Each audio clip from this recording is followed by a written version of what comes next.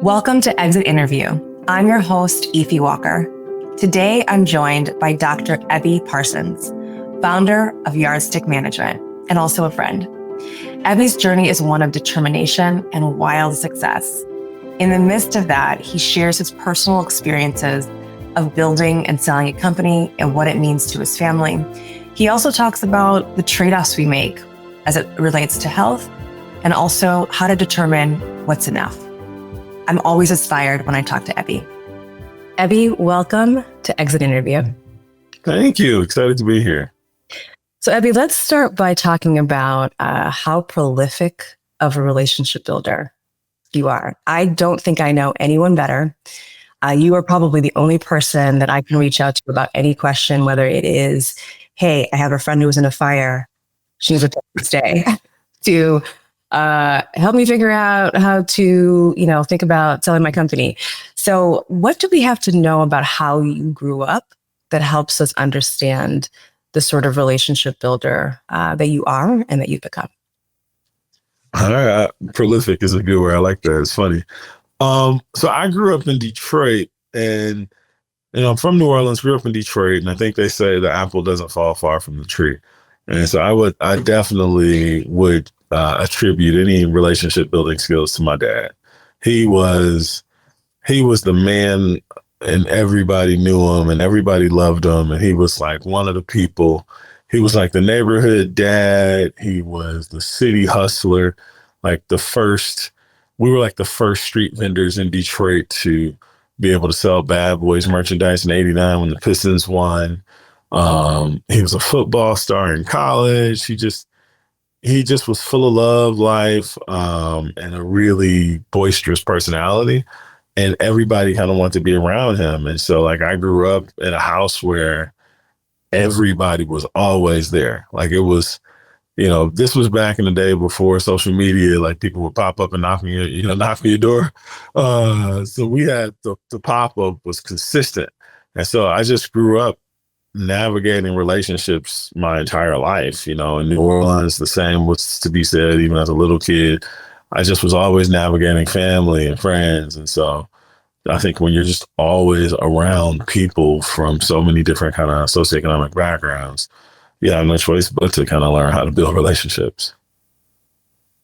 And what did you learn about watching your dad do that and the value of being that kind of relationship builder?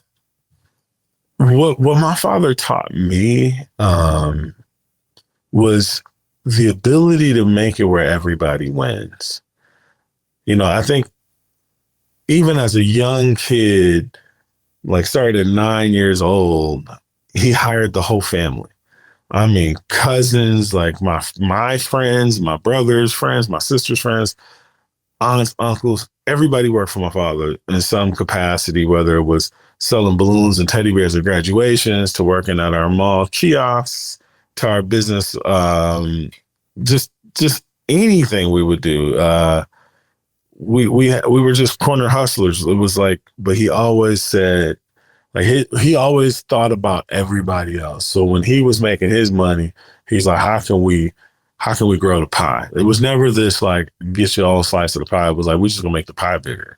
And so I definitely learned that when everybody else can win with you, it's not you or them. The relationships get cemented and are sustained forever. What would you say to people who are listening to that and saying, but wait a minute, Ebbie, conventional wisdom is don't work with family, don't hire family, keep the relationships, keep your money in your family, family is separate. It seems like your dad had a different perspective and view. So how would you kind of close the gap for people who are thinking, wait a minute, maybe that works for you, but that's not real life? Well, I think in real life, all of the wealthy folks would agree with my father. I mean, we're watching a convention right now with full of family members. And the most powerful people throughout America's history always worked with family and friends. And so I think culturally we have unconventional wisdom.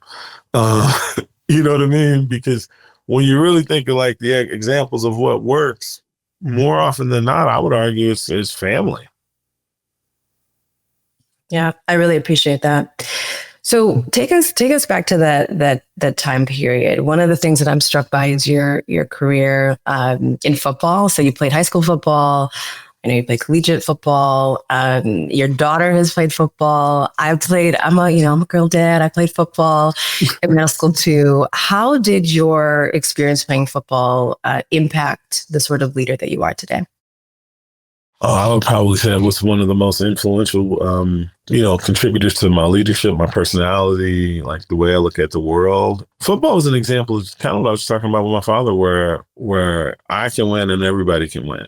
It was a sport where it was a dangerous sport. So you had to trust your friends. Because if they didn't do their jobs, you could die. Like it used to be coaches that would say, people die playing this sport. And it's real. Like if you don't do your job, somebody's neck can get broken. And so football taught you how to truly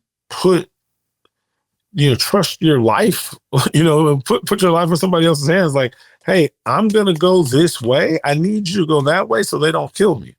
And you believe they're going to go that way without knowing they're going to go that way. But it's like you learn to trust, you learn to take risks, because literally every day, life might be, an exception, but you're risking. I broke a lot of bones, so that wasn't an exception at all. Like you're risking breaking your arms, your legs, your feet, your ankles, your hands, whatever, every single play you go out there. And I think there's a lot of fun in taking that risk. That's the enjoyment. It's like, I think accomplishing something in spite of the risk brings more fulfillment. I mean, at least for me, that could be kind of a crazy way to summarize why people play football, but it informed the kind of leader that I am, because I knew it taught me how to delegate. It taught me how to do my job.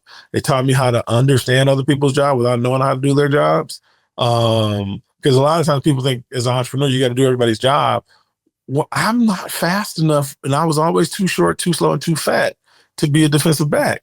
So I didn't need to know how to go like chase these receivers around. I just needed to know that he's going to be chasing the receivers around while I go and sack the quarterback. And I knew the job of my peers, but I didn't have to do their job, nor was I capable of doing their jobs, and vice versa. And I think when you are a leader, you don't want to be the smartest person in the room. You want to be smart enough to know that they are the smartest. Like you want to be discerning. And I think that's what, being a football player, you're hella discerning. Like, this guy's not going to be able to cover Randy Moss. You know what I mean? So if you really start putting sports into consideration, you learn discernment, you learn camaraderie, you learn the importance of team, you learn the importance of doing your job and doing it effectively. You learn the importance of taking risks, and you also can still get all the accolades, right? I was a HBCU national champion, but I was also an All-American. I was also, academic All-American. I also won individual awards while simultaneously being able to say, hey, my college team, we were national champs, or I was a state champion in high school, and I was also an MVP. So it's a really unique thing where you can accomplish individual goals while simultaneously accomplishing team goals, but the team goals always supersede the individual goals. And what's interesting is I was just talking to a friend not too long ago. So growing up, I got all the individual and I got all the team goals. But from like adulthood forward, I never got any of the individual awards, but won all the team awards. So I wasn't on the 40 under 40 or the 30 under 30 or I didn't make these individual lists, but the company I built won all the team awards. And so as you made me think about football, I think that was a great example of like football, attributing significant amount of what I do and how I think to my experience there. Building off of that, did you, as you were building the company, I know we're going to get into that, did you just seek those individual awards? Is that something you went after? Because a lot of people do. Was that motivating for you? It was fun to get, but I actually I enjoy hurting quarterbacks. I know it might sound funny, but That was your job, though. That was your job. That was the best part of my job, right? But yeah, I don't know if I was seeking them, but I enjoyed receiving them. So I'm not going to pretend like winning the accolades wasn't, impactful and something that I enjoyed. But I mean, I always had an outcome, such a long-term outcome at a young age in life, that this was like a part of that journey. And I always looked at it as a part of the journey. Yeah. And so building off of that, we talked a lot about winning and how your dad really instilled this bigger picture, like we're all going to win. It's win for win, win for all, right? And also at the team level, win for all. If we were talking to young Ebbie, 18, 20-year-old Ebbie, how did you think about goal setting and when you had enough winning? What's enough? How did you think about it back then? Well, back then I wasn't ever close to getting there. So back then it was defining the life that I wanted. Like I was kind of like, my homeboys probably would have called me lover boy back in the day because I was the guy that had the girlfriend versus, I always wanted to have a family. As far back as, I was one of those guys that always wanted a wife and children. I wanted a whole bunch of kids, live somewhere in the country with a big swimming pool. It was, that was my thing. So for me, it was what would allow me to give my kids all of these advantages. And so, young me, what was interesting is I started noticing stuff probably junior year in high school. What did you notice? I'm going to give you an example. So I went to real prominent, prestigious schools coming up, like over the top wealthy, like top 25 in the world type wealth, billionaires in my school. And what I learned was when my parents introduced me, I was always Ebbie, the football player. I was going to get a scholarship one day.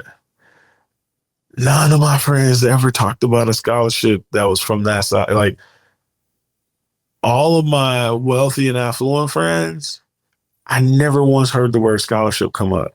It wasn't even like a big deal. It was like, I'm going to go to the school that I want to go to. And you start, as a kid, you just kind of start noticing stuff. You don't really know, I couldn't always put a finger on why, but it was like, why am I so proud? And I started asking myself these things. Like, why would I be so proud that I was good enough for somebody else to say, oh, you're important enough to give me a scholarship? Like, and so I changed the tune even back then. Like, no, they lucky to have me. And so I kind of started thinking that way just out of, I don't know, maybe, I don't even know if it's insecurity or what it was, but I just felt uncomfortable that none of the rich kids cared about a scholarship. You know what I mean? It was like they were going to go where the hell they wanted to go, period. And that was the swag they brought with them. And so as you think about the other question about, defining enough and how I thought about enough, then I wanted that for my family. I didn't want to worry about options. I was like, they're going to go wherever they want to go. That's just what it is. It was a lot of things that we get taught in my community, like that weren't taught in this rich bubble that I was around. Like you don't have to fend for yourself. Like it's okay. Like it's encouraged for your parents to help. Like in fact, a lot of the kids' parents didn't even pay for school. It was their grandparents that paid for it. And you start seeing like us, we send money up while the rich kids always send the money down. And so I just started noticing all of these things, like my friends, young, 21, 22 years old, brand new house paid off, weddings taken care of, honeymoon taken care of, bar mitzvahs. I remember in middle school, I'm going to bar mitzvahs. These kids are getting more than I got for my wedding. I'm talking about to become a 12-year-old. Like, so I started seeing all of those differences at an early age. And for me, I just wanted all the advantages. So as I started defining enough, it was like, I wanted to be wealthy, not just rich. I wanted to be able to make sure any and everything we wanted to do, we would do it without having to think about it. How did you change the narrative? Because what I heard you say was, look, I went from like, that's uncomfortable for me to be introduced as the kid who's going to get a scholarship. I'm like, no, I don't want that. I'm going to change the perspective. Like, you're lucky to have me. What sort of flipped that switch for you? Or who told you that you could think that way? Probably always did. I mean, my dad, like I told you, he owned the room. I mean, he did not have to be the most successful, the wealthiest, whatever. He walks in the room, he owns the room. And I'm talking about it could be the CEO. It's been several times, it's been the CEO of some of the world's biggest companies, but my father owns the room. And so it was, he gave me that swag where whatever you want to do, if you want it, then go get it. It was nothing in the way but you. Let's talk about also the impact of growing up in a majority Black city. You've talked about that in the past and how you grew up seeing everyone who was successful, who was in positions of power, Black, and also failures, or mistakes that were happening, Black, right? You saw all sides. Why was seeing that? Why was being exposed to that? Why was growing up in that so critical to the leader you are today? Well, you don't really know it until you leave that environment. So I'm from New Orleans and Detroit, the two blackest cities in America. I don't care what they say about DC being chocolate city. Detroit, I think, was like 93% Black when I was growing up. Like, it's down now at like 85 or 80 something. That's the least diverse it's been. That's the least Black it's been. So just to put that in perspective, everybody was Black. I had a Black doctor. I went to a Black rec center, Adam Butzel, like in the city. Now, I went to school in the burbs, middle of high school. So I did go significantly different demographics going to school in the burbs. But, the city I went to Coleman Young Elementary School. Coleman Young was, very famous mayor in Detroit, Black mayor that, famous or infamous, depending on perspective. But at the end of the day, he definitely was a rider for the Black community, which was the entire city pretty much. And the reason that I think it was been impactful for me is just because you create your own expectations. Like, you are your own success or failure. Like, it's just a choice.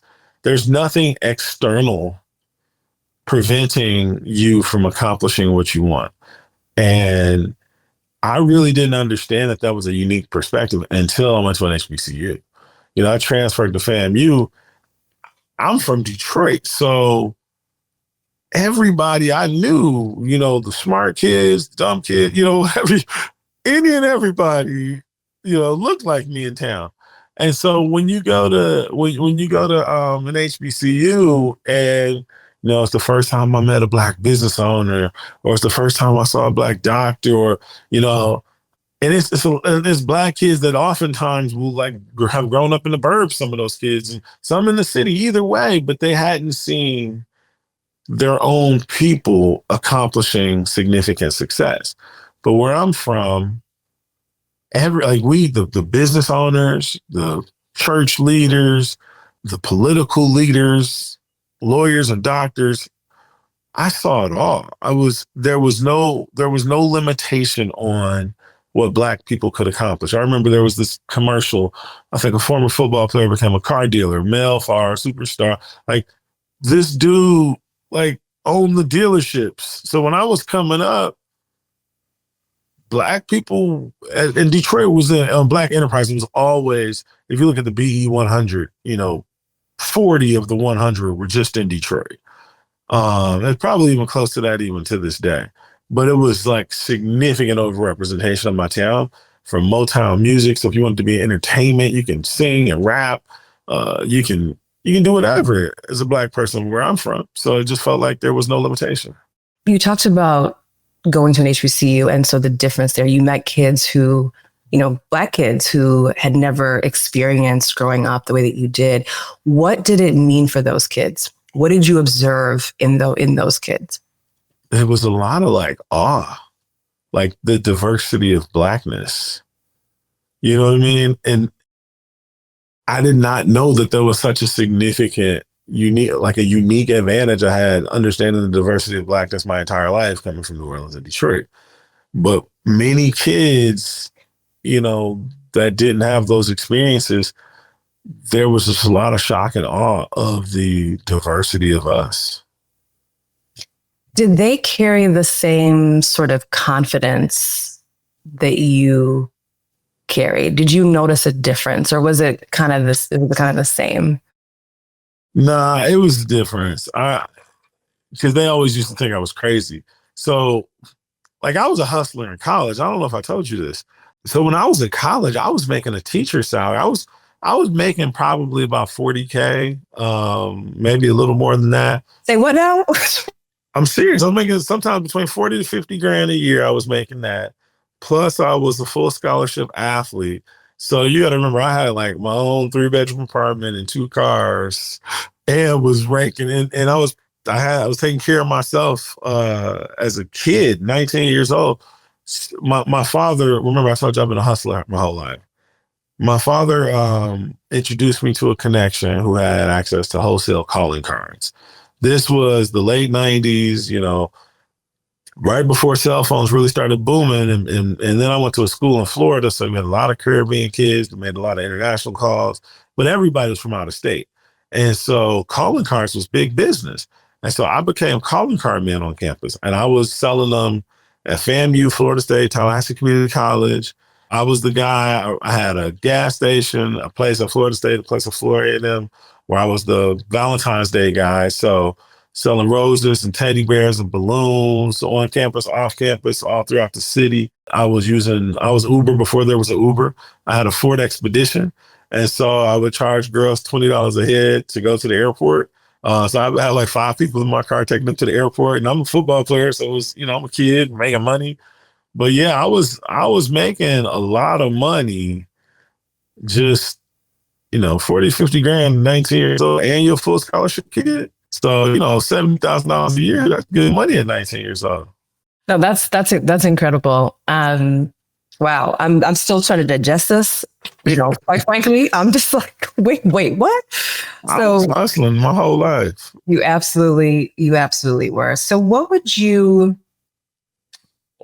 tell parents who are thinking about sending their kids to an HBCU, right, versus like a PWI, right? And the reason I'm asking is, I grew up in a sort of environment where it wasn't even on the table. And quite frankly, my parents are Nigerian. I don't actually even know if they knew really that they even existed or had any of the historical context or thought about any of the real benefits. And so if you were advising parents who still think that college is worth it, that's another question. How would you advise them to think about the benefits of attending an HBCU and their child's future prospects, their ability to generate wealth, their confidence, their ability to move through the world? I mean, I'm going to give you a balanced perspective. So both my parents went to Southern University in Baton Rouge. So I was like over encouraged about HBCUs to the point where I honestly didn't want to go. So I didn't go to an HBCU my freshman year. The problem I had with HBCUs is they didn't hit the football highlights. I was going to college so that I can go and make money. And I needed a bigger football stage, or so I thought. And so I went, but I also wanted to start. I was arrogant. And so I needed to start as a true freshman at a big time school. The big time schools basically were like, yeah, you're going to be a red shirt. But Northern Illinois kind of gave me both, and we had a great schedule. That's not answering your question, but basically we ended up losing a lot of games. I transferred to FAMU without the, HBCU, not HBCU bothering me as much. It was more around, it literally was a football decision.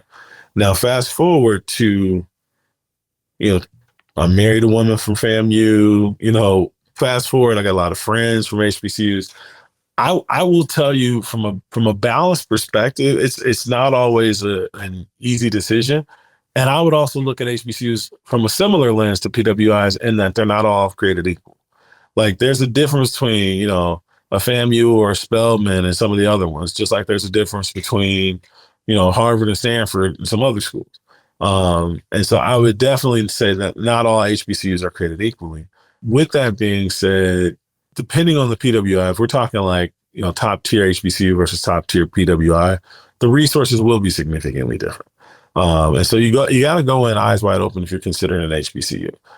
The kids are going to have fancier dorms. They're probably going to have, more access to better, resources that money can buy.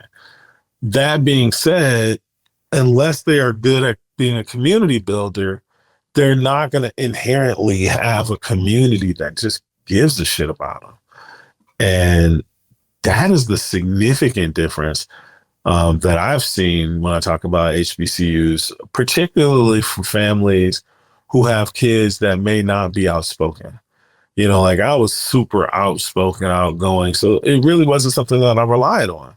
However, my father and my mother, oh my God, my entire life, they told me about the financial aid lady. Like I would go to this lady's house, Miss Cox, like all of the people that like took care of my father throughout his college experience, that took care of my mother throughout her college experience. It was it was generationally transformative for them, like to the point where we got annoyed as their children. My wife has similar experiences, like from deans adopting them and the encouragement. Like they call it School of Business and Industry was the name of the business school, SBI, and my wife was called an SBI superstar. There's just there's a wraparound support of love that honestly you just will not get it anywhere other than an HBCU, particularly, Black young men and women. And that wraparound matters a lot, if they come from environments where they're the only, or they come from environments that, where they survived, those, both extremes, but those are more common than extreme. When you really look at the experiences of making it into college, and then even kids that might have struggled to get into other schools, HBCUs, that wraparound build up love helps them to, excel in life. So I think that the encouragement, the confidence, like you got Morehouse. I don't think there's a school that builds up a person more confident than a Morehouse man.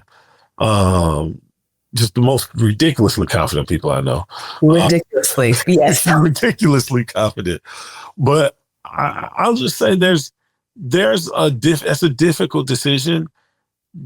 That one that is not an easy one. I will tell you if I'm looking at like Harvard, Stanford, Spelman, FAMU, that's a tough choice. When you just talk about the prestige, but the thing that's most important for us, particularly now as to where, what we've been able to accomplish, I want my kids to go where they're going to be happy, where they're going to be loved.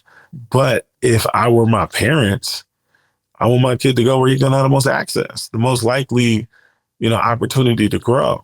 And that could be at Spelman, that could be at Harvard. And so I think it's a difficult decision, but one that should not just be, one that should be discussed amongst family versus just thrown away like, oh no, I would never do this. It's, HBCUs can definitely compete, especially when you look at the numbers. And what I'm hearing you say is that depending on the gap, depending on what you're trying to build off of, what I'm hearing you say is, look, we have access. So we might be looking at a different calculus, right? If you're somewhere else where you're continuing to build that access, now it's a different calculus, right? Mm-hmm. And so it's being critical around what's the end goal here? Exactly. Right? And letting that define what you ultimately do. So tell us about how you go from, it's about football, I'm trying to make money, to corporate America. What happened? Talk to us about that. So I did make the team in the NFL, and my mama I did make the team. And my mother was not messing around with me getting, a good degree with, a good job. And so I was fortunate to do extremely well in school as an engineering major. And when football didn't work out, I moved out to Portland, Oregon, and took a job at Intel. And what did that corporate trajectory teach you, right? Because I don't know a lot about Portland, Oregon, but it doesn't sound like Detroit. It was not Detroit. I got the funny stories about Portland. Not Detroit, not New Orleans. So what did you learn? Yeah. So for me, I'm a social extrovert.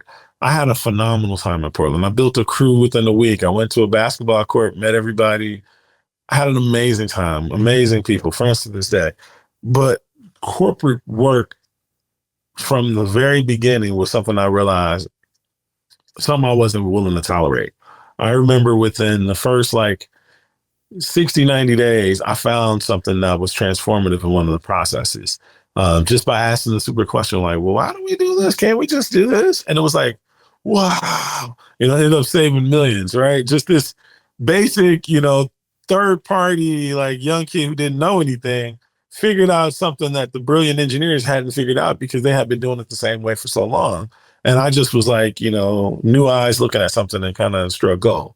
But with that being said, this was early on, 2 or 3 months in, they started developing all these presentations, sharing all of the processes with like upper management. And I was like, I didn't see my name on the deck. I'm like, when am I going to be presenting this?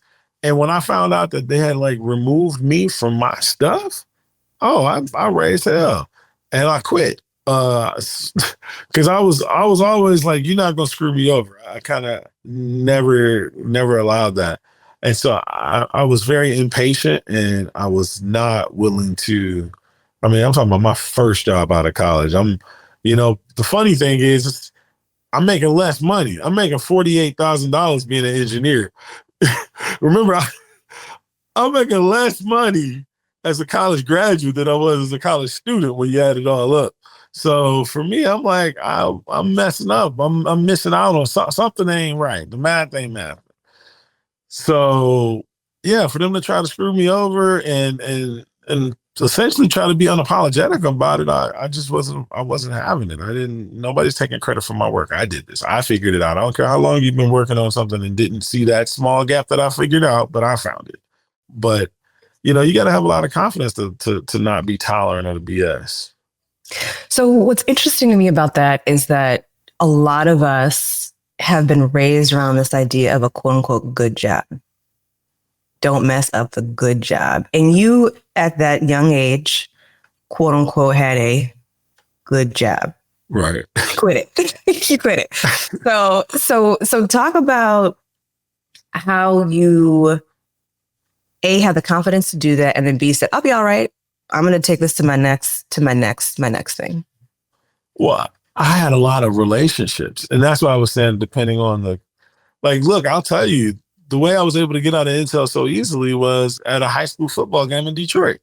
So my father, my little brother went to the same high school I went to. He ends up being really good friends with the kid whose dad just so happens to be the CEO of General Motors, biggest company in the world, at the time.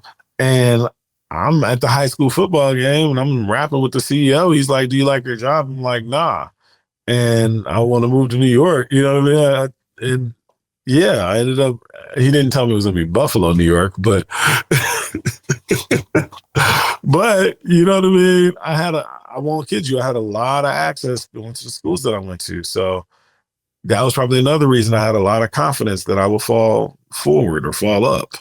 What would you say to someone who is listening to you and thinking, okay, Abby, that's great for you. You're clearly an extrovert. You walk in any room, you're gonna have a crew in a couple of days, but I don't move in rooms that way, right? I'm not an extrovert. I'm an introvert.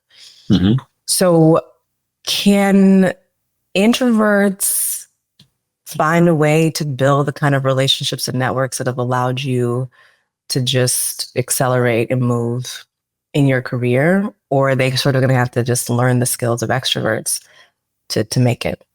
I think it depends on how you define the relationships, right? I mean, I think it's by nature, it takes extroversion to go and meet somebody.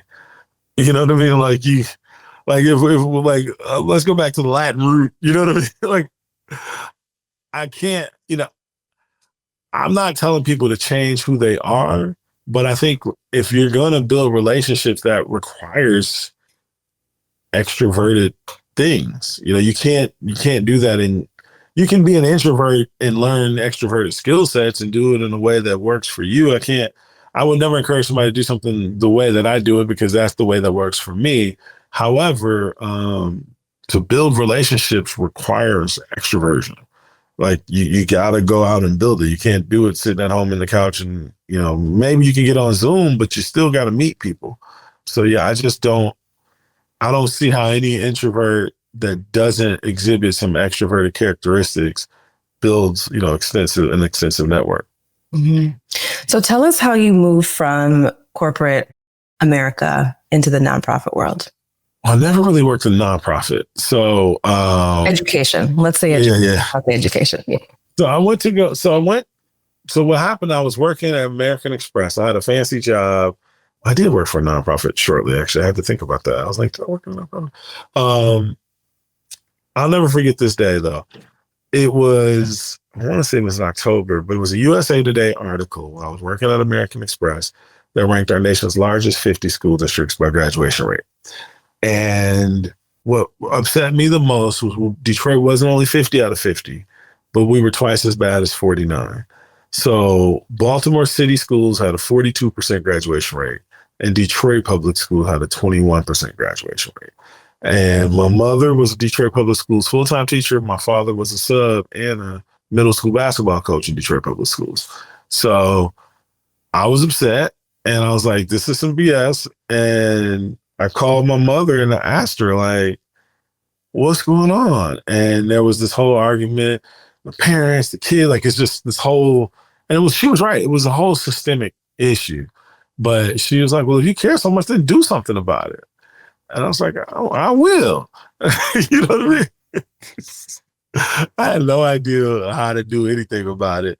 And so I thought I was going to go get this doctorate and I'm going to go like create some curriculum and help kids. And so I got into this program called the PhD Project. And I was like, I do not want to sit there and be a researcher. That's not interesting.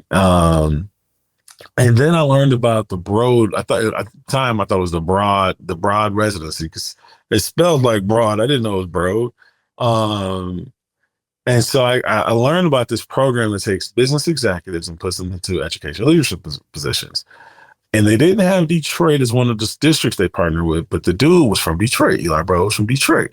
He actually went to a Detroit public school. So I'm like, oh, wow. And I applied to this program because I was mad that Detroit was doing so bad. And my mama told me if I cared so much to do something about it. And I ended up getting in. I went to the interview day and everything went great. Met great people. And I had the option to go to Boston and head up transportation because they were had a historic kind of, a lot of racial tension around the Boston busing and all of that stuff with that school system. Or to go be the resident operating officer at Hartford Public Schools, working for the COO and the superintendent. And I chose Hartford because it was not in the 50 largest school districts. But if it was, it would have been second only to Detroit. Because Hartford had like a 37, I can't remember, it was in the 30s. So Hartford was a bad place as far as like educational statistics. They were not performing. It was the second poorest city in the country per capita, next to only Brownsville, Texas. It was the capital of the wealthiest state in the country. So you go 5 seconds outside of Hartford, you're like in all of this, like, milk and honey flowing wealth. But here's the city, and the city was super diverse. It was like probably 50-50 or 60-40. I don't remember the statistics, but black and brown. A lot of Puerto Ricans, a lot of Black Americans, just a significant amount of diversity of folks who look like us, but a significant amount of poverty. And so I wanted to go where it was going to be more of a challenge. And I chose to go to Hartford, and that's how I ended up getting from business education, mad at my mama, and then, finding a really difficult school district that was similar to Detroit. And then finally, after leaving Hartford, ended up moving to Detroit with a charter school company to help them, transition. What surprised you about your time in education? God, I was a politician. Like, I hated that part. So Hartford has some drama, especially at the time. Like, there was a lot going on. The mayor was also the chairman of the Board of Education. And I was the COO responsible for security, safety, food, changing the district's funding methodology, union contract negotiations. Like, I had a really big job. I was second to the superintendent because the COO quit 2 months into the job. And so the superintendent was going to like have this national search. He had basically promised me the job 3 or 4 years later, as I matured. And then it was like, hey, this might not happen now. I got to do this national search. And I'm like, well, I can do it. Like, why you gotta? And he was laughing at me. He's like, you be the youngest CEO in the country. And I just looked at him straight first, like, okay. I don't care if I'm the youngest COO in the country. Like, don't pass me up because of my youth. Look at what I've already accomplished. And so anyway, that's how I ended up running the operations of the district. It went from the COO quitting to me now, 28 years old with thousands of employees running, biggest district in Connecticut. And so I had all of these, I had all of these responsibilities. And what I realized was Hartford was perfect for my goals of transforming impoverished communities. What I'm taking away from a couple of these career choices is your ability to promote yourself, right? Yeah. And you raised your hand, like, I can do that, right? Actually, I don't like my job. So yeah, I'd like a job in New York, right? There's a consistent pattern of not waiting for someone else to tap you on the shoulder, not waiting for someone else to knight you, but fully just knighting yourself. What do you attribute that to? I don't know. Like, you actually got me thinking about it. I just think it's like my life. My parents always taught me advocacy. Like my mother, you stand up for yourself. I'm from the community, listen, where I'm from, if you don't fight back, you're gonna get home and you're gonna get whooped. So it was always stand up for yourself. If it's me 6-on-1, two of them better have a black eye. You know what I mean? It was that self-advocacy, and I think Detroit has a lot to do with it too. Like culturally, we're a city of like self-promotion, Detroit versus everybody. There's this whole kind of Detroit tough theme. And so, it's competitive out there. So if you don't stand up for yourself, somebody else is going to do it. So, why not you? Yeah, why not you? So how do you take your experiences running this? I mean, you had this enormous job, right? It seems like it's preparing you for entrepreneurship in a pretty big way. When did you know it was time to transition from working for someone else to being the person who is going to run the show and call the shots? Well, two things, I think. I was helping other people make a whole lot more money than I was being paid. Even though they were paying me very, very handsomely, they could afford to pay me handsomely. I wanted to be the person who could afford to pay me what they were paying me. So financially, it was like, wait, I'm working for these entrepreneurs, and if they can pay me this, and I see what I got, it wasn't some black box. I was bringing in the revenue, so I knew how much money I was helping them make. So financial was a significant driver, and then also ownership of just how I would do it.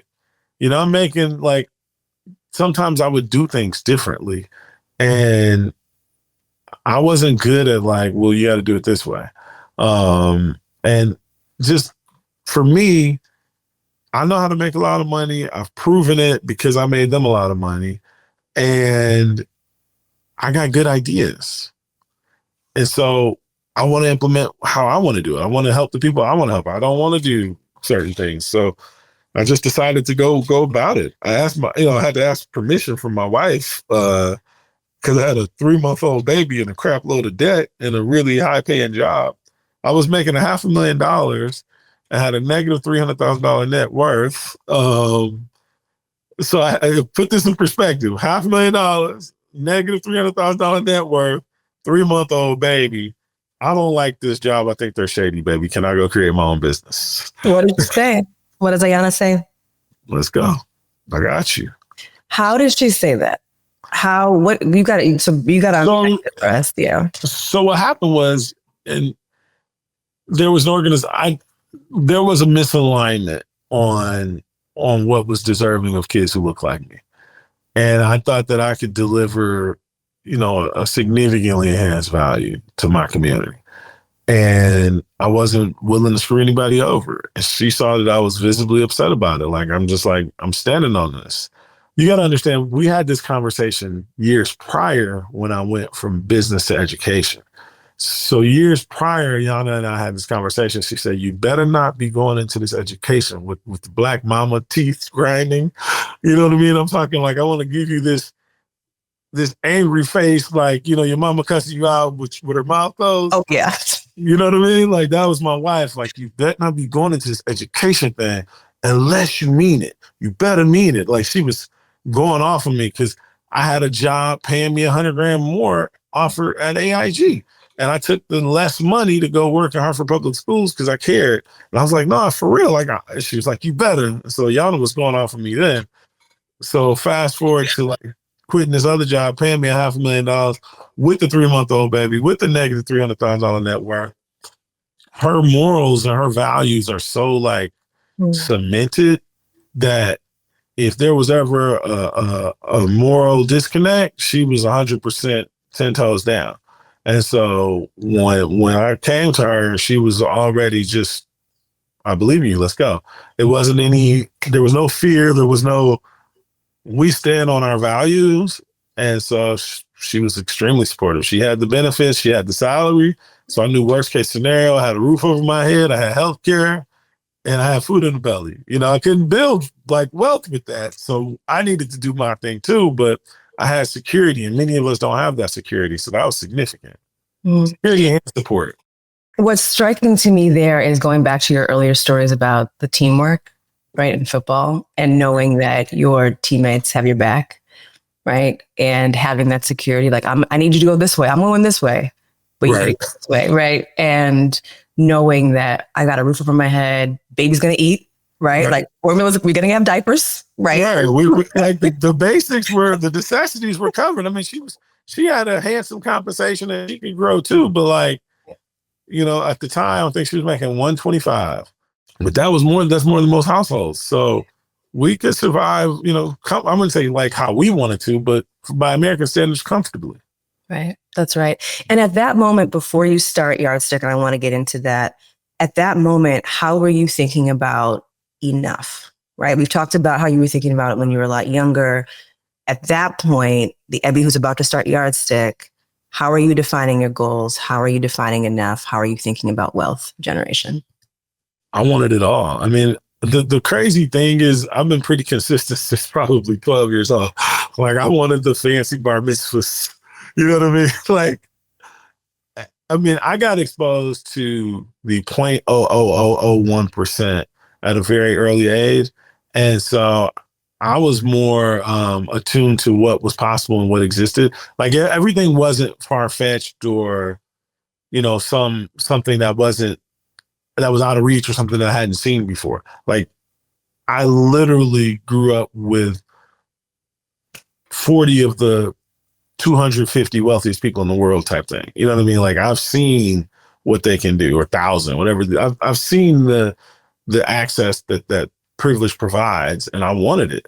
You know what I mean? And so I looked at that as like, for me, I knew I wanted the security for my children to be able to have and do and achieve everything.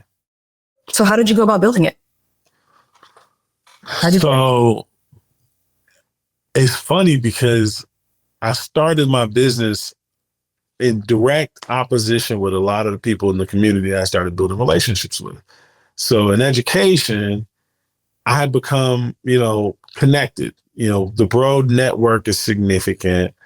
The work that I had done, I ran one of the largest, I think we were the third largest charter school company in the country. So I had a lot of national relationships in education, and the overwhelming majority of them were anti-profit. It was like, business was a bad idea. You need to start a not-for-profit. And so I started my business with direct opposition. And I'm like, look, I'm not going to be begging these rich white folks for money. I'm like, I don't want to change. If my agenda is about economic empowerment, then I need to economically empower myself. You know what I mean? And because that was the whole goal. It was like freedom. Freedom was from the beginning of what Yardstick, it all stood for that. It was having the resources and the communal and collective resources to drive the change that you wanted to see. And so I remember that being a huge challenge up front, just pushing the profit, like being a business. There was a lot of naysayers that just thought that was not a good idea. It was almost antithetical to like education reform. So I went about starting it from I need to drive change, make a lot of money, and I had to think about it from a business perspective. I had an MBA, I had a doctorate. Pricing was important. So I started with relatively hefty pricing compared to like the peer group that I was in. And they always thought that was crazy too. Like, you're overcharging people. But like I said, I had an MBA. I know that it's much easier to go down in prices than it is to go up. And so I had a floor that I wanted to make sure I was above. And so I think like the standard business practices were uniquely different, given that I was selling, my initial clients were in K-12 education, whether it be school districts or charter schools. Or at least that's what I thought. But I ended up getting lucky. I had a friend from my work at Mosaica who took over a new job at this tech startup company called 2U. And she was the chief academic officer. And this was my second client. My first client was a friend of mine, was the CEO of Algiers Charter Schools in New Orleans. He needed a COO.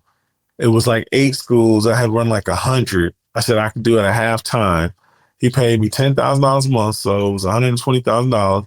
Flew me to New Orleans every other week. So I was in New Orleans every other week, and my baby was just a few months old. And so she was an infant in lap. So when Ayana needed her freedom, and I didn't want to miss out on my baby, I brought her to New Orleans. She had her grandma, her aunties, her uncles. And so it was God's plan. It was all serendipitous. The fact that my first client was at my hometown in New Orleans and they wouldn't pay for a hotel, but they would pay for my flight. I didn't need a hotel. I had my mama's house because it was a tight budget. And so I was able to go home, but then I used that to build the rest of the business. So that 2 weeks a month was giving me a salary now. Now I basically had a salary. Now I got to go hunting for clients. And 2U was spending $20,000 a student on acquisition costs to go to USC. And I remember like, oh my gosh, like my expertise was in knowing people and knowing stuff. Tuition reimbursement was what every school district in America took away. Like that was the first benefit to go. So instead of spending $20,000, I'm like, I can reduce your acquisition cost by 75%. And they were all ears because that just sounds great. Like, what you talking about, Willis? So I was like, listen, I know most of the superintendents of these biggest school districts in America.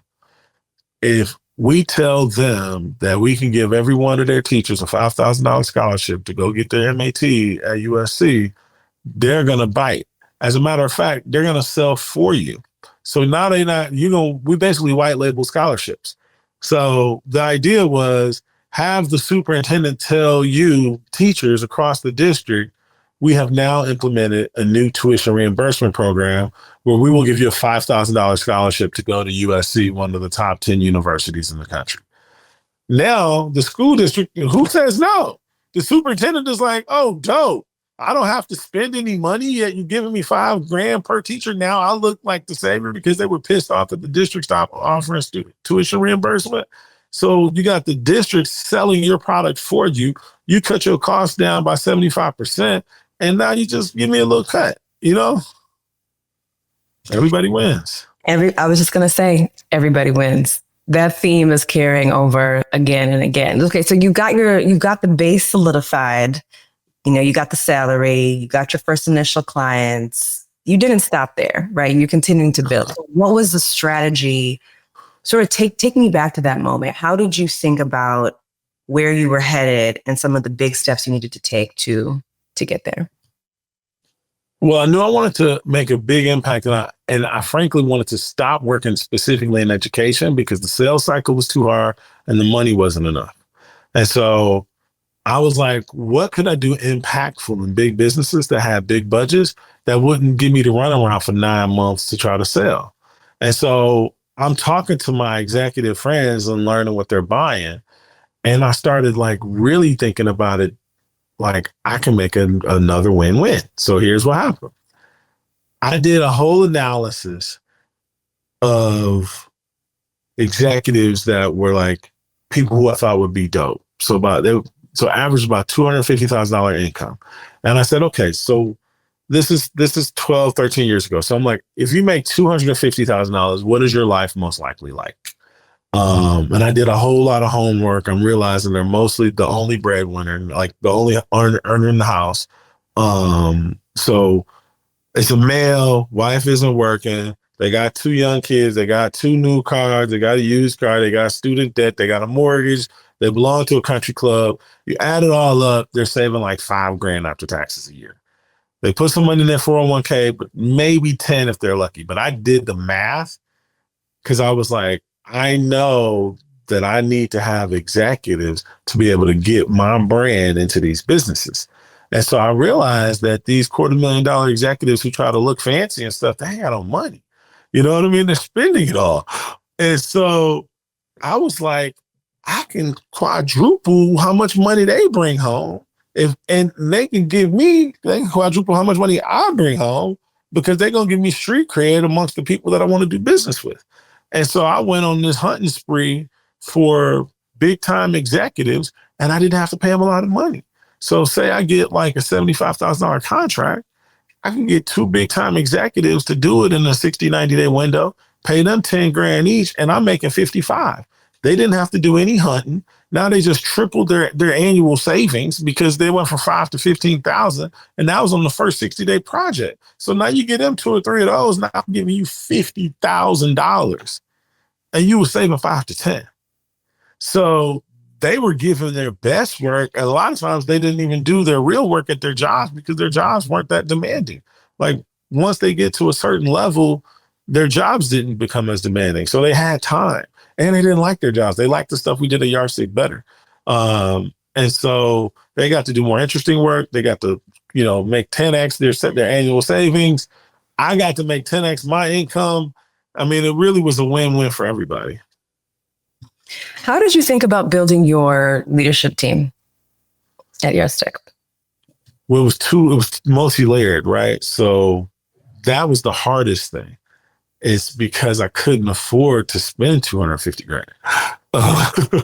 You know what I mean? Like they had their cushion. And so it took years before there was an official employee team. I don't think I hired anybody until maybe 6 years in business. The only reason I made a full-time hire was because as much as I love these boss consultants, they didn't have a vested interest in Yardstick. So it was, I'm going to do what I do. I'm going to deliver on what I promise, but you building your infrastructure, you handling all of this receivables. And it was just, and the branding, that's on you. And they were right. But at the same time, I needed more than just execution on deliverables. I needed to build a business. I needed to make sure my books were accurate. I needed to make sure that people won or lost because of Yardstick, they were invested.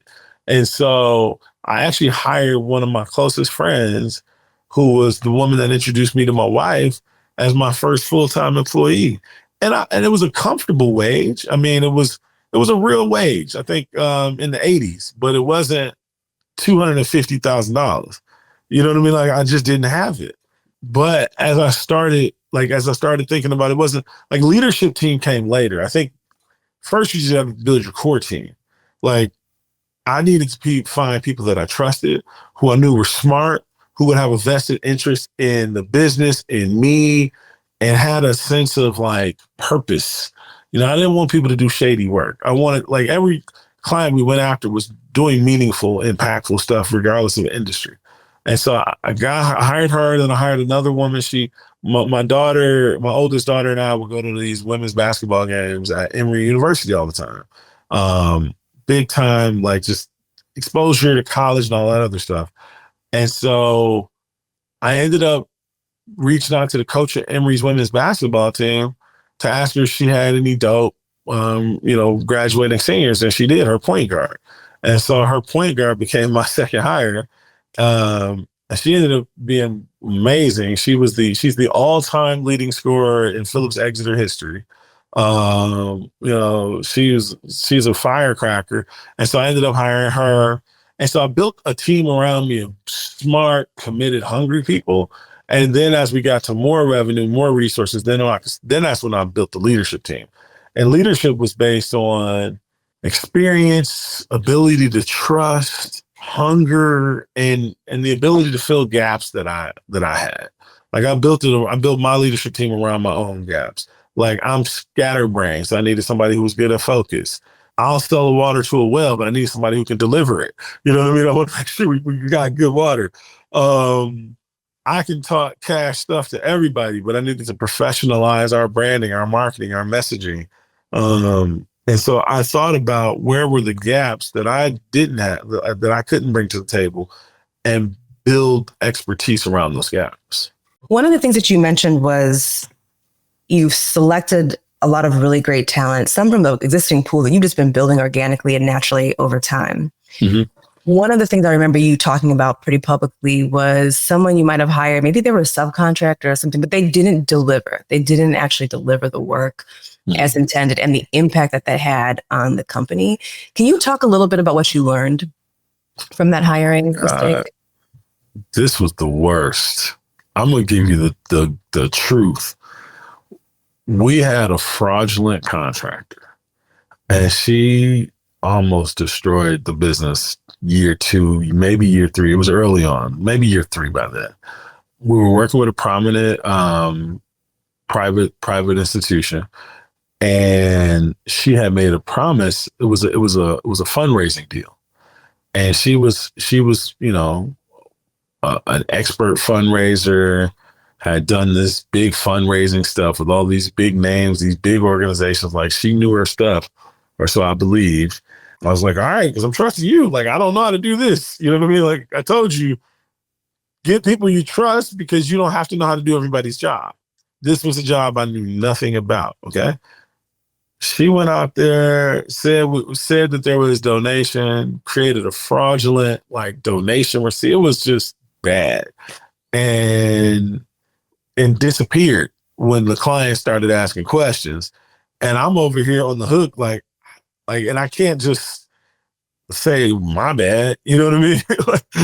You know what I mean? Like I had collected money, and it felt like crap, because I'm not looking for the quick, slick, let me get over on you. It was building long-standing relationships. And what's funny is one of those board members to this day is a friend because of the honesty and transparency. It was like, I got screwed, so you got screwed, but I'm going to make this up to you. I'm going to pay you back. We're going to figure this out. Listen, money that you don't have, trying to build a business, getting screwed over by somebody who was shady. I learned you can't trust everybody. I learned to do my diligence. I was 100% gut person for a very long time. Do your diligence, do your homework, do the background checks, and get airtight contracts too. Make sure your contract language is important. You can't just go on Zoom and Zoom Info, whatever the sites were back then, Legal Zoom, and just download forms.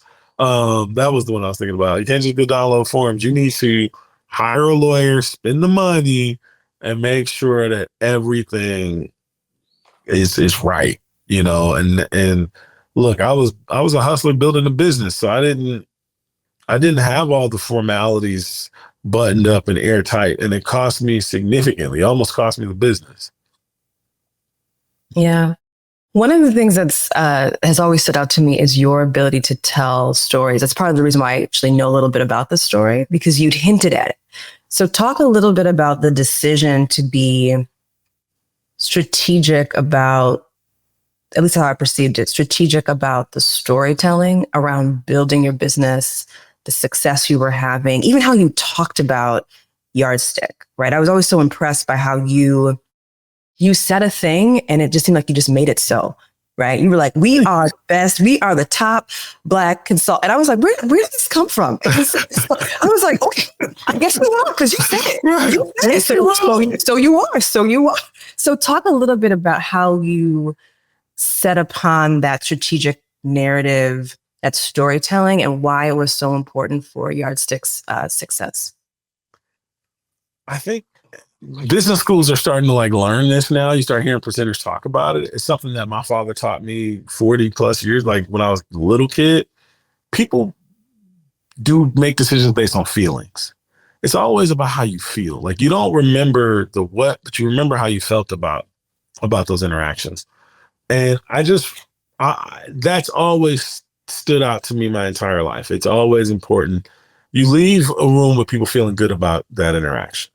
You know what I mean? And knowing the way that I grew up, both of my parents' values, education, and all this other stuff, the growing of the pie was always important to me. Like I left investment management to work in public education. So, you know what I mean? Like, let's just put this in perspective. I was working in the World Financial Center and as an investment manager to go work in a school district.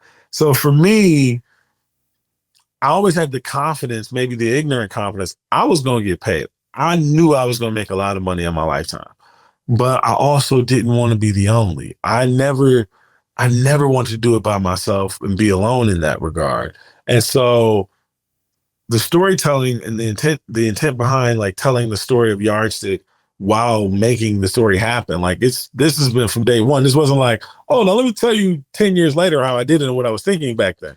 Like I was giving it raw, straight, uncut, no chaser from the beginning, because I thought it was important for people to like, hey, I'm taking this risk with this huge goal that I know I'm going to hit. I don't care what you say, I'm going to get there. You might want to follow the story, because I was confident enough to know I'm going to get to exactly where I want to go. And I'm going to just let you all see how I'm feeling the entirety of the way. I want you to see the risk I'm going to take. I'm giving you the whole blueprint. There was no secrets about it. I'm not a rocket scientist, but I'm sharp. You know what I mean? Like, I don't know everybody, but I know somebody. Like, I always felt like, listen, this is the honest to God.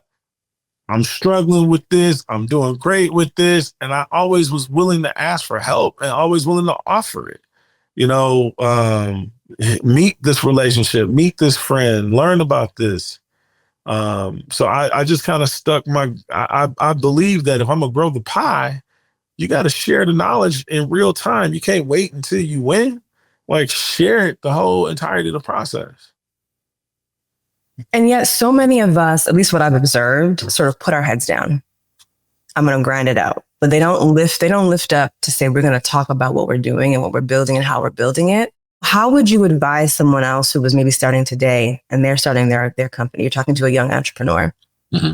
What would you tell them to make sure that they do and do well as it pertains to talking about the journey, right? Telling their story, telling the story of their company.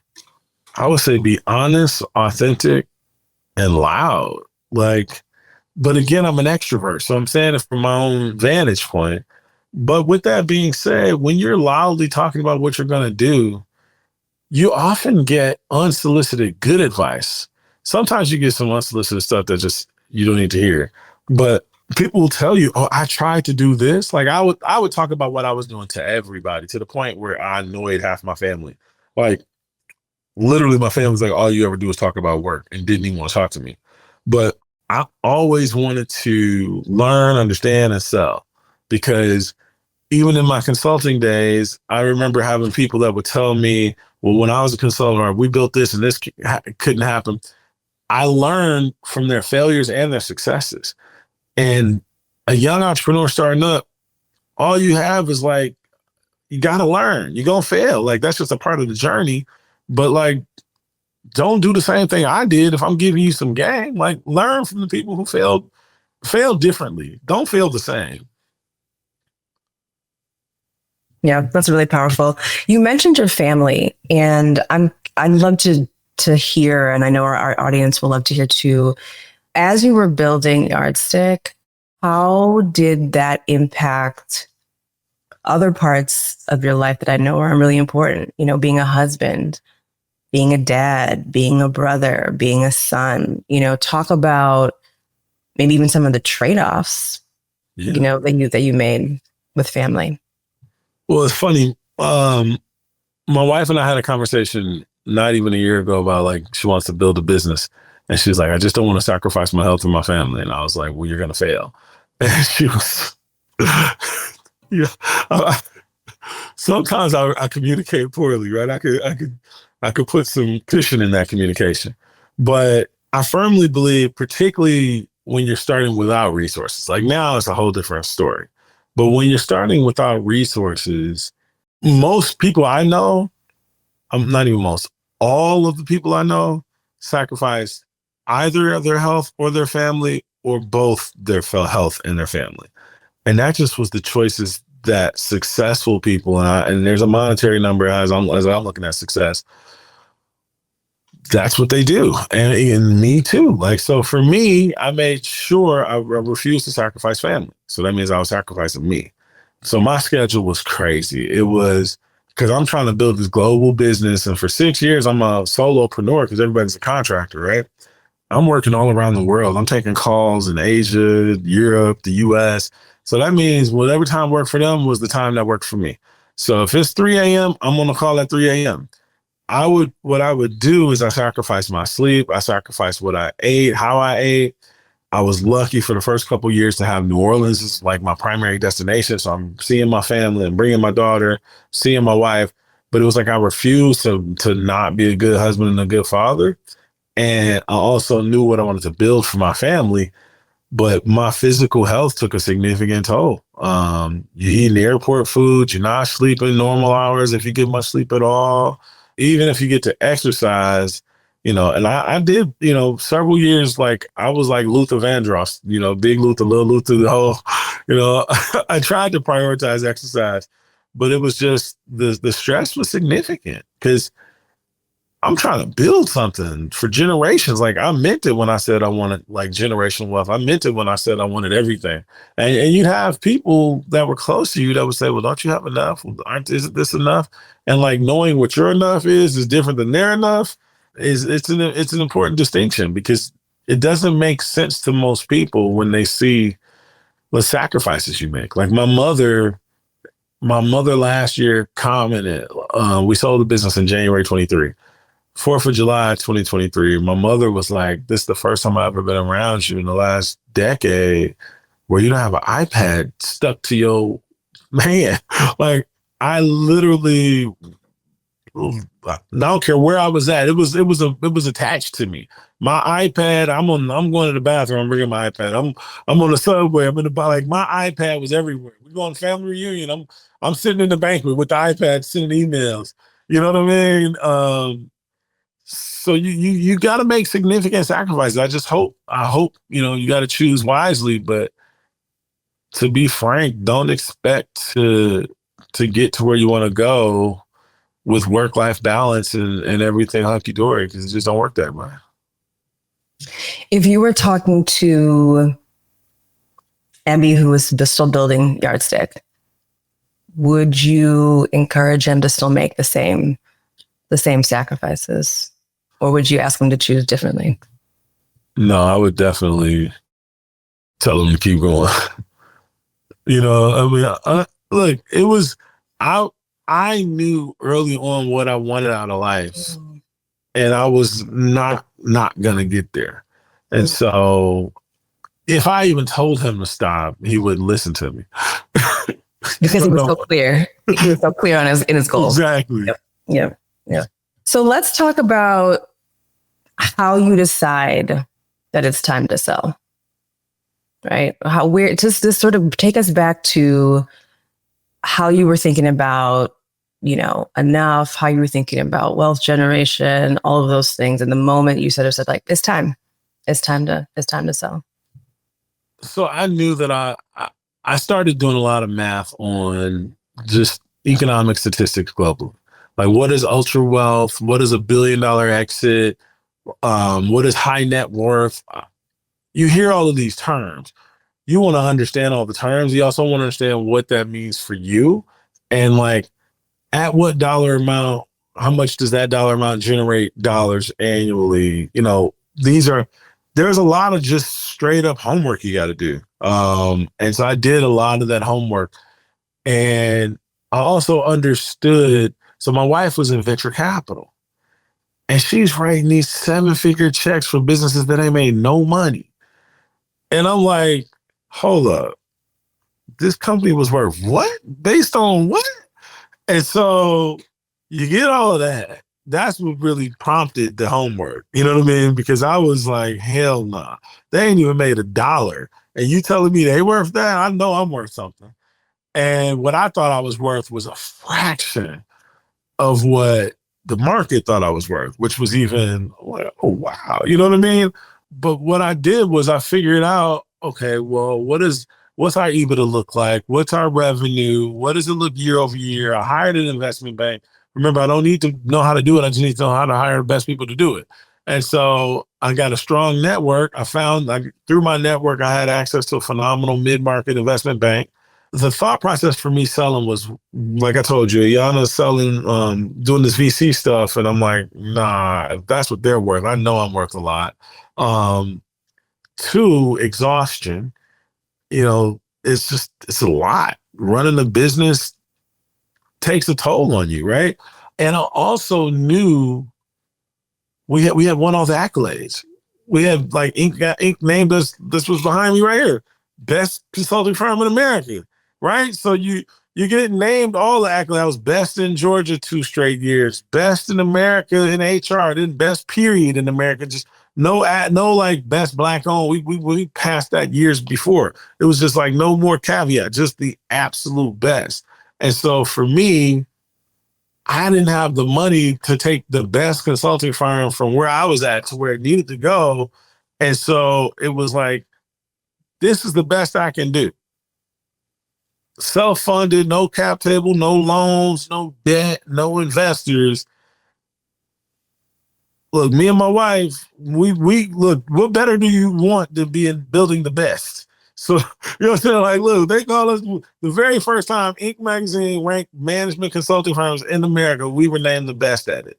And so my perspective was, what else we got to prove? We clearly know what we're doing. And the only way it's going to get to that next level is to bring in significant resources. And so that was a big argument in my household. My wife was like, but that's our baby. And I'm like, we got 2 babies. And so there was she was more emotionally tied to the business than me. I was doing the work. She had a full-time job, but advising in the background. But I was emotionally tied to the outcome. The outcome was generational wealth. The outcome was generational impact. We got the receipts. We've helped the community. We've transformed. We brought $4 billion in 1 year through our work has moved into Black-led financial institutions, largest transfer of wealth ever. So my perspective was, we got the receipts. We did the work. We got the accolades. Now let's get the reward. Let's cash the check. You know what I mean? Like when Serena wins the Wimbledon, she walk away with a big old check. You know what I mean? I wanted to walk away with the check. And so in that, you mentioned something really powerful, which was, it turns out the market thought we were way more valuable, worth way more than even you initially thought. Right. For someone, and one of the things you're phenomenal at is teaching. Mm-hmm. So teach us, what are the things that we might not understand about how you situated Yardstick that made you so much more valuable, made the company so much more valuable than even you had imagined? And you're not somebody who doesn't think that you're worth something, right? Right, So right. I'm not dealing with somebody, right? I'm not dealing with someone who's like, oh, I'm not, you already have a high bar, but it was higher. So what did you do that helped bridge that gap? So 6 years ago, when I hired my, 6 years in, when I hired my first employee, that was actually 6 years ago too. What happened was the books were clean. A lot of entrepreneurs don't report everything because we think we don't have to pay as much in taxes. Well, the problem is when you don't have clean books, you then can't get the clean valuation. You know what I mean? Because you hide in your revenue to reduce your tax burden. Well, that also devalues your business. And a lot of us never think about that. And I always wanted to get the most. So I'm putting it all in there. Every dollar that's coming in, it's all honest. It's all true. We're going to pay the dang on taxes. I hate to do it, but we're going to do it because we're going to make this work. So I would say transparency in the books, it might sound like a real basic thing, but that's something most entrepreneurs don't do. But that's how you get more value for your business.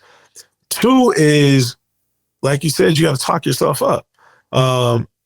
What we got positioned is the accolades. Like, I knew who to like you. I overread, and I'm not even a book reader. I'm like a headline reader. So I'm reading all the publications, the magazine articles. I'm subscribed to Inc., the Fortune, the Forbes, TechCrunch, you name it. I got to know what all the problems are happening in businesses in the world, and I'm just learning all of the problems. And so I'm soaking in all of this information because I needed to be the first person they thought to call. So Yardstick wasn't a company that once we got to maturity, we weren't going out calling for help. So, hey, why don't you hire us?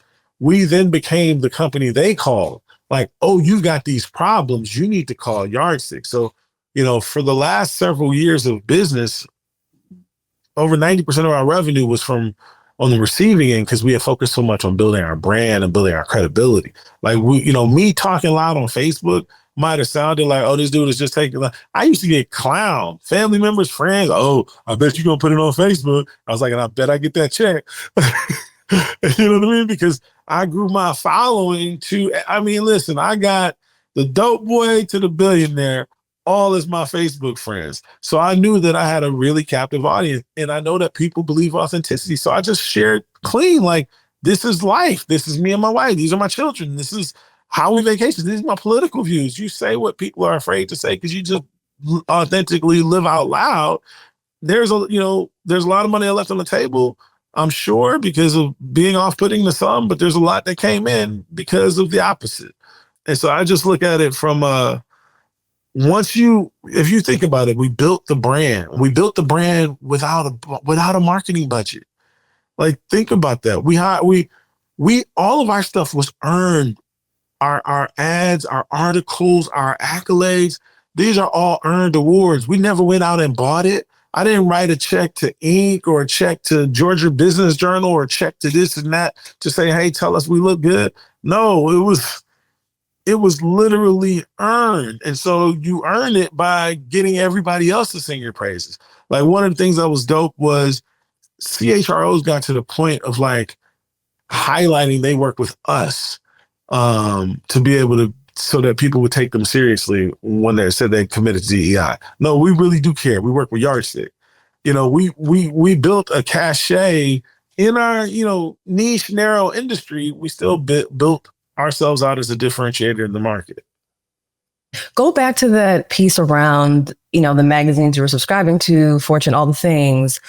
Did you build relationships with those editors, with those writers? Were you able to say sort of like, hey, come and get to know us? Like, how did you, I really want to, because you're a teacher, right? And so I know there are probably things that you might take for granted because you're like, this is how you move. But that the rest of us are like, no, we need to understand. So I hired a journalist to be my chief communications officer. Okay. I hired a former journalist from CNN who had all those relationships. I had none of those relationships, but she knew how to navigate the media. She knew how to navigate.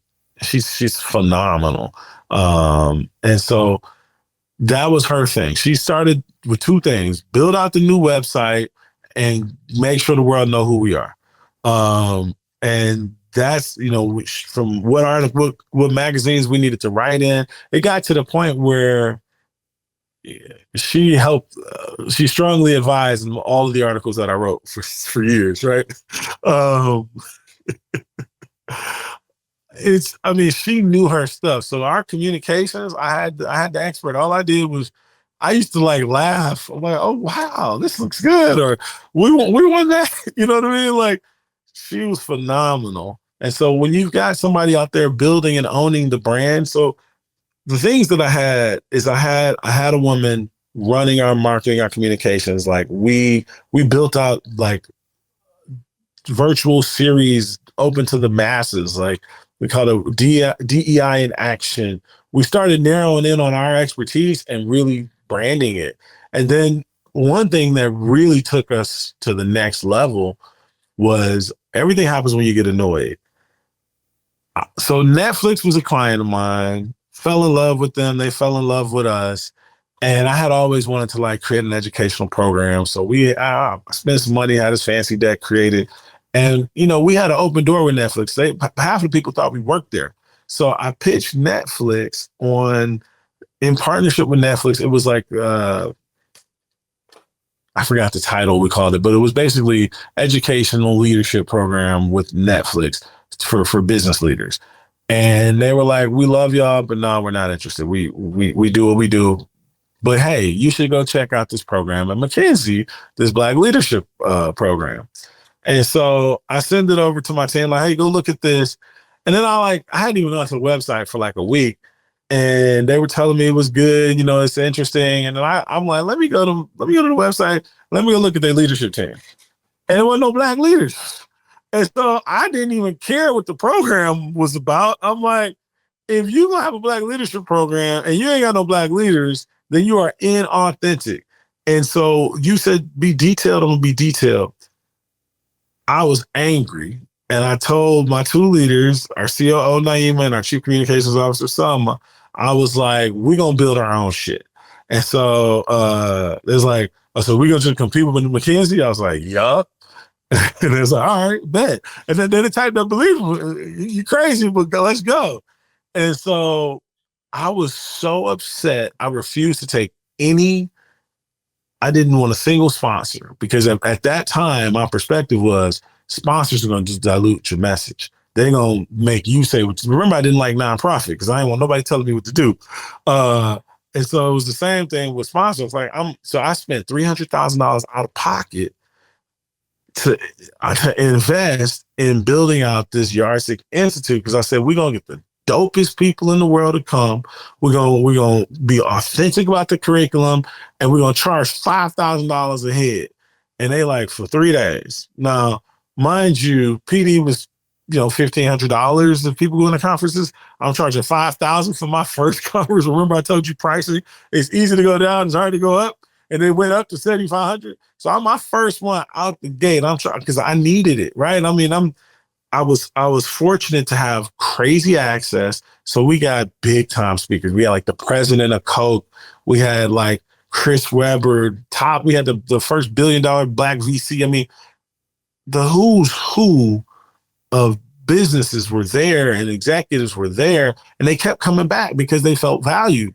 But what happened at first one, we had confidence. We said, listen, if at the third day, we're like, if you like what you enjoyed, if you enjoy what you saw, you like what we delivered, we will now consider sponsorships as long as we maintain 100% creative control. Never thought, it was like you had to have the courage to say that, like, we will let you sponsor us. You know what I mean? But you're going to have to do it under our terms because this is real deal Holyfield and we believe in being authentic. And you see, we can deliver a transformative experience. Man, we ended up getting our sponsors, UPS, Indeed, Amazon, Google. I mean, you name it, PNC Bank. I mean, we have had MailChimp, some of the heaviest hitters in business. I mean, we ended up getting a 3-year, 7-figure deal for a sponsor. I mean, we just having the courage to just do it and do it the right way is like how you believe the right way. Like I believed in the authenticity. I did not want to deliver a fake Black Leadership Academy and not have Black leaders. But I think that courage also helped significantly increase our value because what happens is we had you want to talk about exiting? I had 3 revenue streams that helped almost make the company a little bit, I wouldn't say recession proof, but recession survivable, right? So if companies stopped hiring employees, they were more likely to hire consultants. Yeah, right. And so we do consulting. But hey, you might, when it was raining, it was pouring. You need access to these people. We got access. We got an executive search line of business. So now we're getting paid a third of the first year's cash comp for all of the dope people we introduce you to. We're doing the consulting, and then the Institute financially wasn't a revenue generator. It was basically helping us break even, but it ended up being a little bit of a revenue generator. But what it really did was it was an investment. It was something that it was our free marketing. That's how I started it.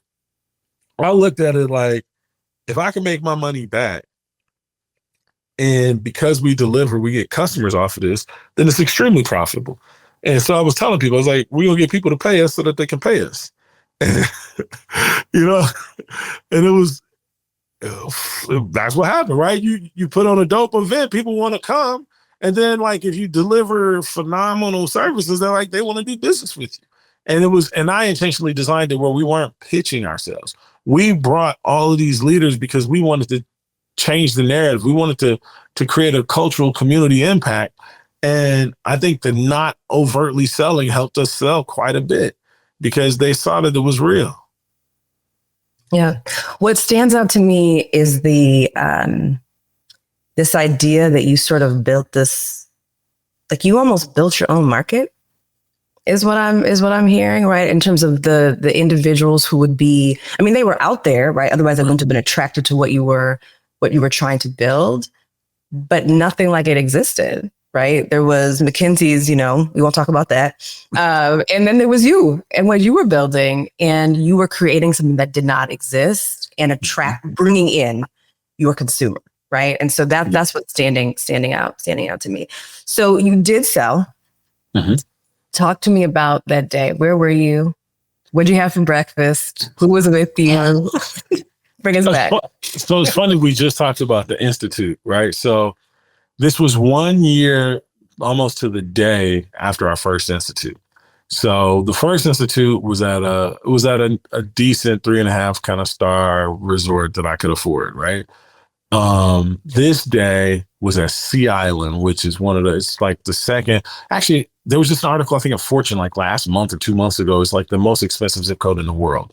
So this is like the second, or now maybe the fanciest country club, period. Like that caliber. From a 3.5 star hotel a year prior to this like 5-star ultra luxury resort, we were hosting our next Institute. That was the first day of the Institute. So that morning, I'm nervous. I'm excited. Like I'm dealing with the calls of, the logistical preparation of the Institute, but at the same time, I'm waiting on this doggone wire to come. Like the event was like probably, I think the event started at maybe 5 p.m. But I had like our team started doing stuff at 8 a.m. So I'm running around.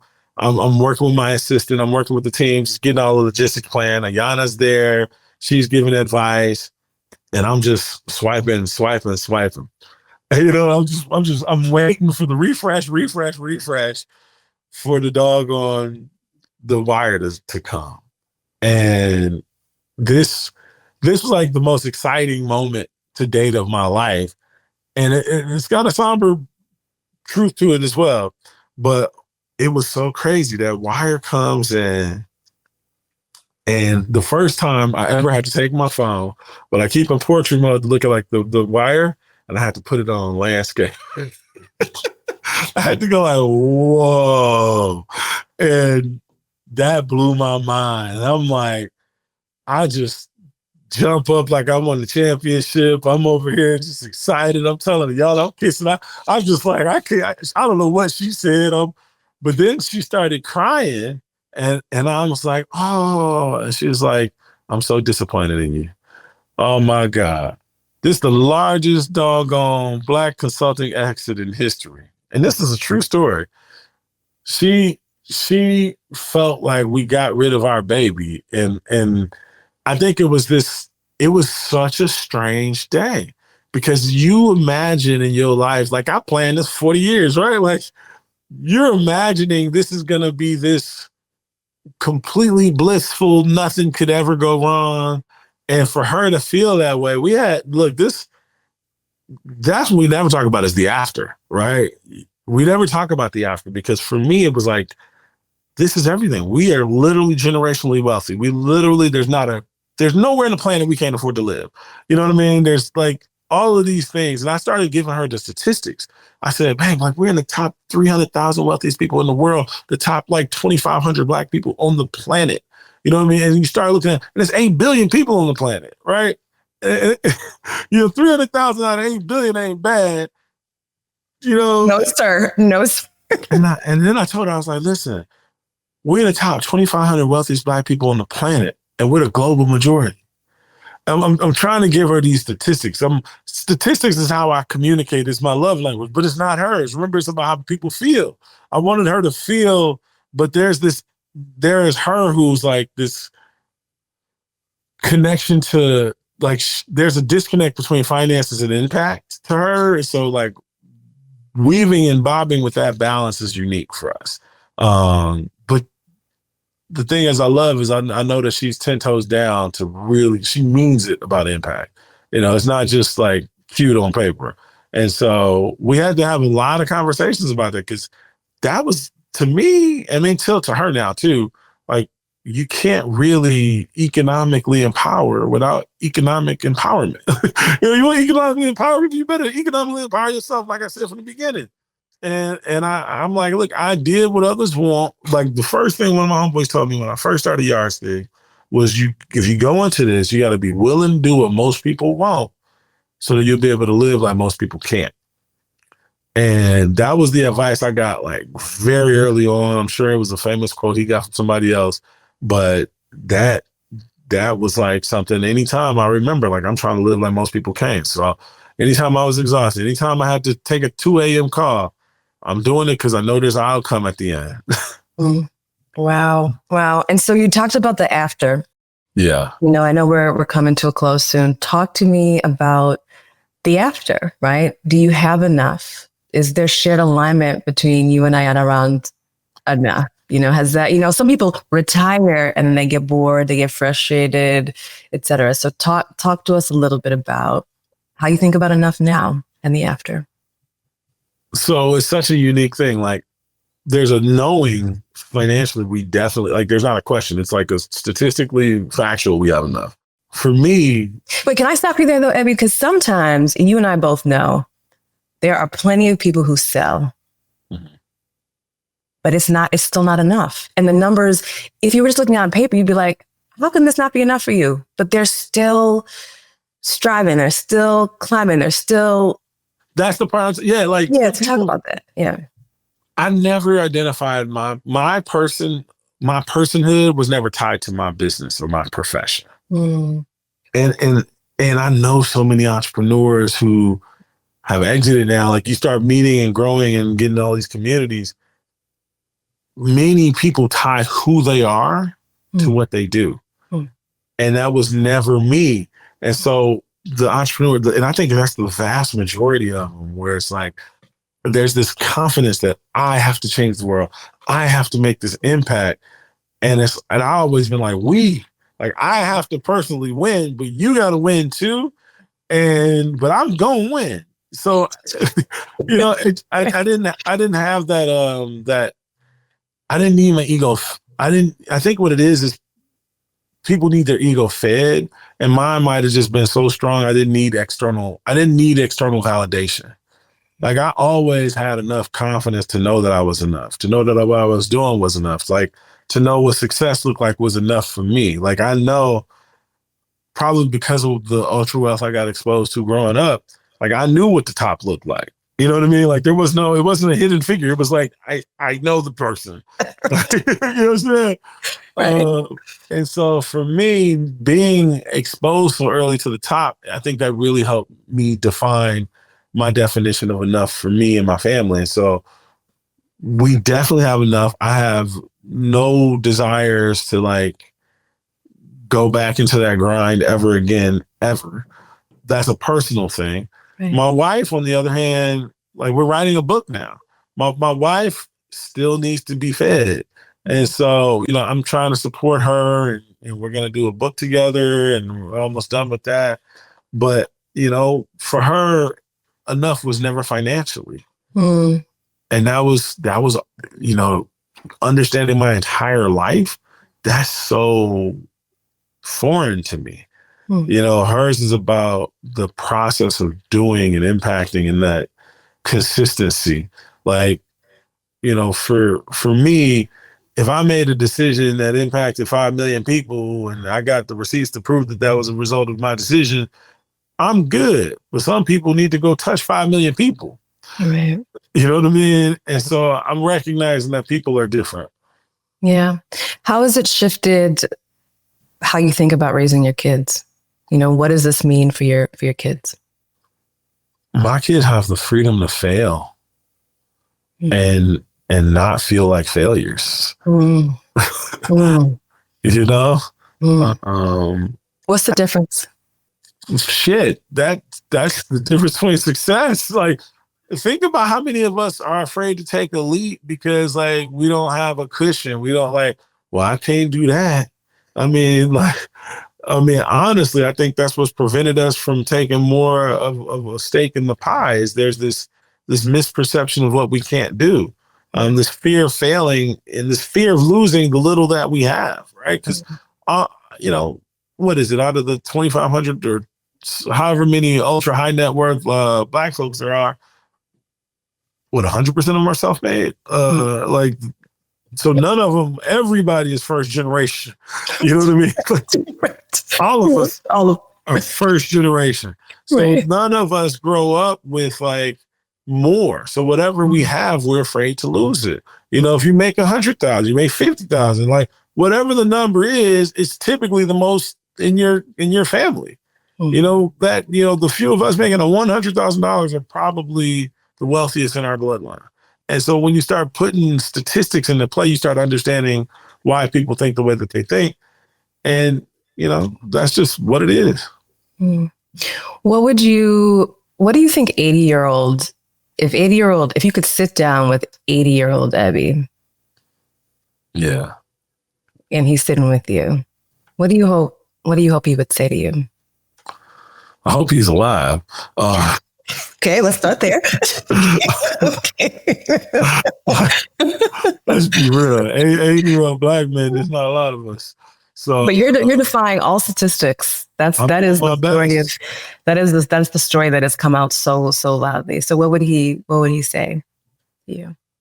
I hope he would say he's been fulfilled. Like I'm growing to be him, and I'm doing so through a life of freedom.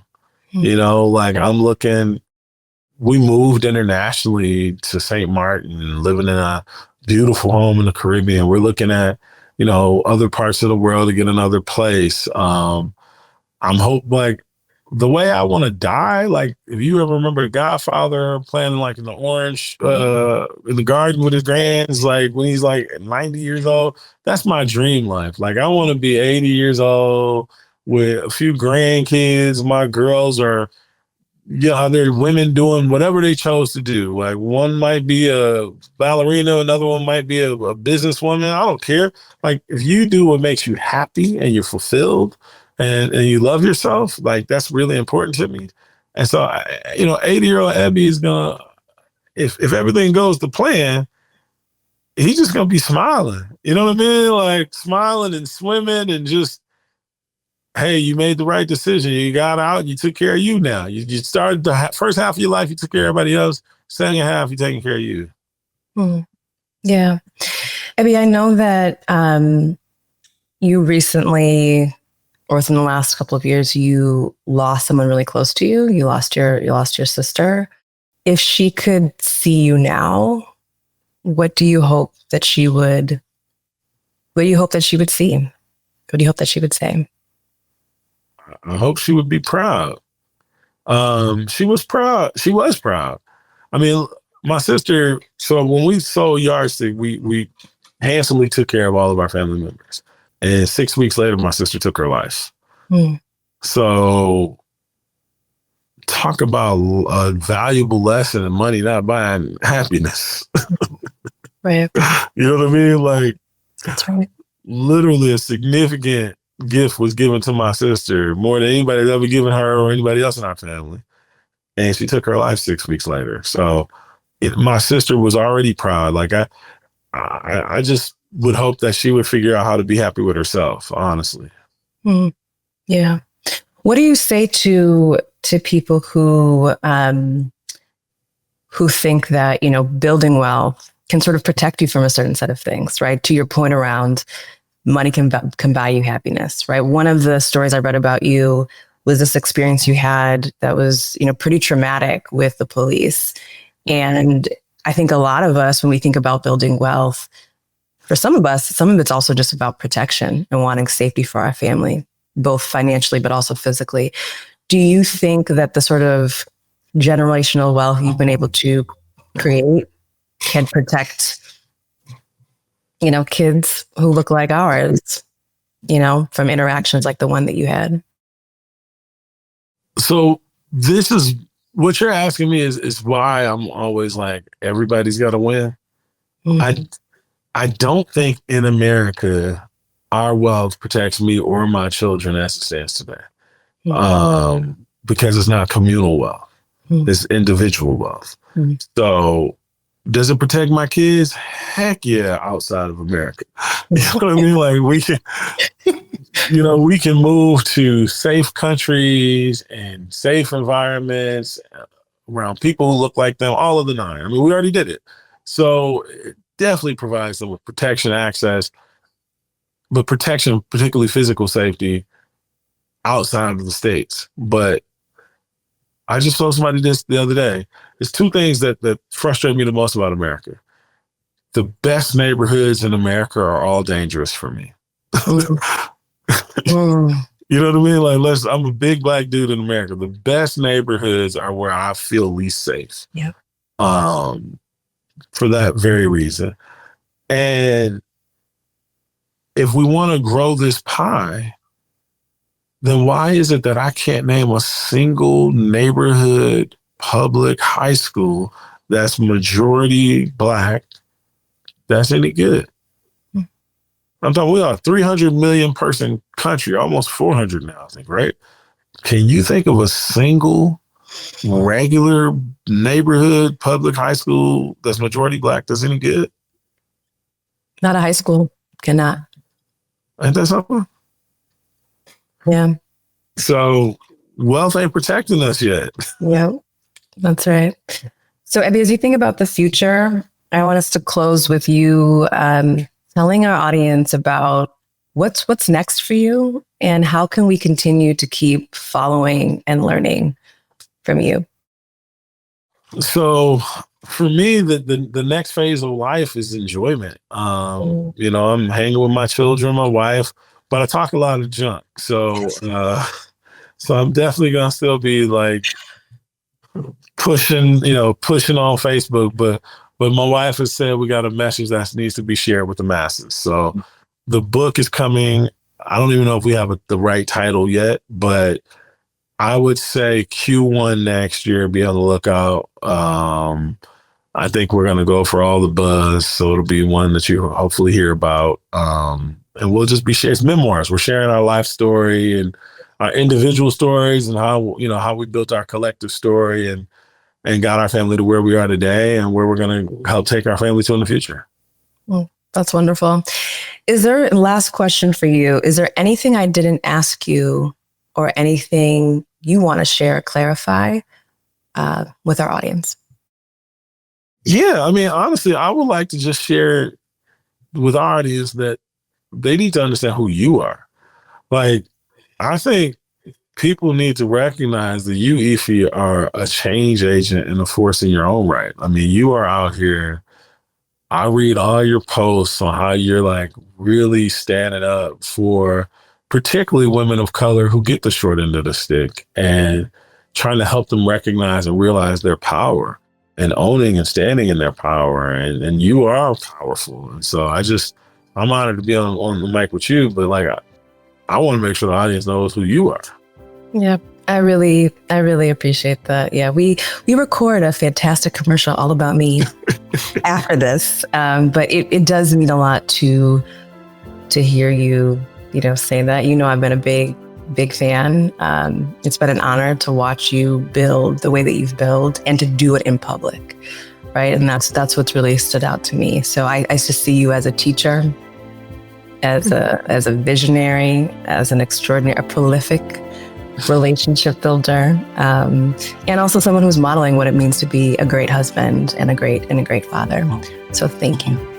I appreciate you.